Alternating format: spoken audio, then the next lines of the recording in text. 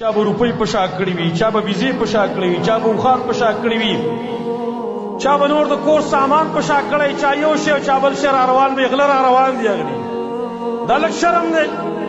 ته خو نن د دنیا دپاره د دې خېټې دپاره خپل ایمان هم بایلي، خپل اسلام هم بایلي، او په ورځ د قیامت باندې کوم شرم چې دی هغه ستا نه ير دی.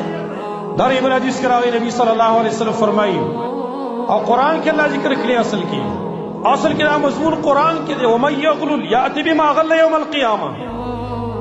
چا چې خیانت کړی و مال غنیمت کې، مال یې پټ کړی دی، دی په ورځ د قیامت دا هغه څه سر راځي چې د پټ کړی، کم څه چې پټ کړي و هغه حالات کې به دی راځي.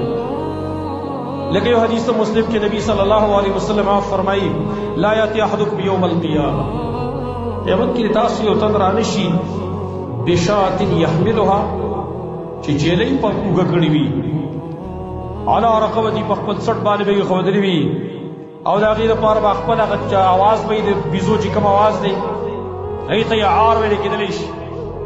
دی به یا محمد، اے محمد صلی الله علیه وسلم زما څه تعاون وکړه، دا ورته په شا کلی شوی دی، بیزې پټه کړې ده، چیرې پټ کړی دی، دا ورته په شا شوی دی، په سټ باندې به یې راوړي. دا و یا محمد زما مدد وکړه، فاقول لا املک لک شیئا، زه به ورته وایم ما هیڅ اختیار ستا لپاره نشته دی، ولې دې پټوم؟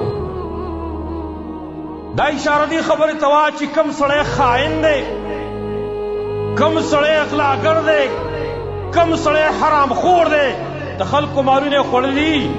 دې حدیث ته معلومیږي چې نبي صلی الله علیه وسلم دله سپارښت هم نه کوي.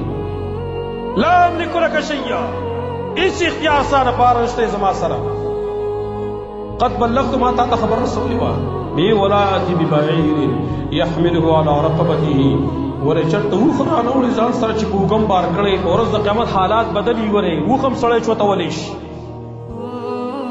او د هغه لپاره خپل هغه بړارې به کوي، اوازونه به کوي، وایي به یا محمد، دا سړی به یې محمد صلی الله علیه وسلم خلاص مې کا، زه به ورته یم لا املک لک شیئا، هېڅ اختیار را سره نشته دی، قد بلغت ما خو تا ته خبر رسولی وه.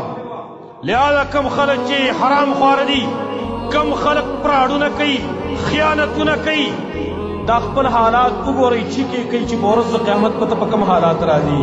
چا به روپۍ په شا کړي وي، چا به ویزې په شا کړي وي، چا به بخار په شا کړي وي، چا به نور د کور سامان په شا کړی، چا یو شی او چا بل شی را روان وي، غله را روان دي. اغلي دا لږ شرم دی. ته خو نن د دنیا دپاره د دې خېټې دپاره خپل ایمان هم بایلي، خپل اسلام هم بایلي، او په ورځ د قیامت باندې کوم شرم چې دی هغه ستا نه ير دی. څومره خیانتونه کېږي، وګورئ عام لیول باندې وګورئ، حیران به شئ. د اعتماد ځای هم پاتې نه دی، د اعتماد چې څوک په چا باندې اعتماد وکړي چې دا شیوانو تقسیم یې کله نن ته دا هم نشي کولی. تاسو نه ګورئ ډېر تنظیمونه، ډېر خیراتي ادارې، هغې غریبانان دا تصویران چې وباسي د متاثرینو یا ویډیو کوي، دا غریبانان مجبوره دي.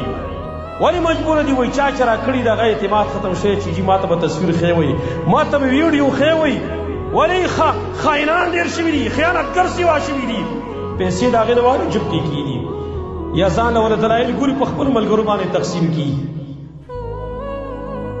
دا یاد ترې وره چې کوم شی چا پټ کړی دی، په دې سوه په ورځ د قیامت باندې راځي. ګورئ دا یاد ترې د دې نه خلاصې نشته دی چې دې نه بغیر ته خلاص شي، یا به دې زه خلاص شم، یا به دې بل خلاص شي.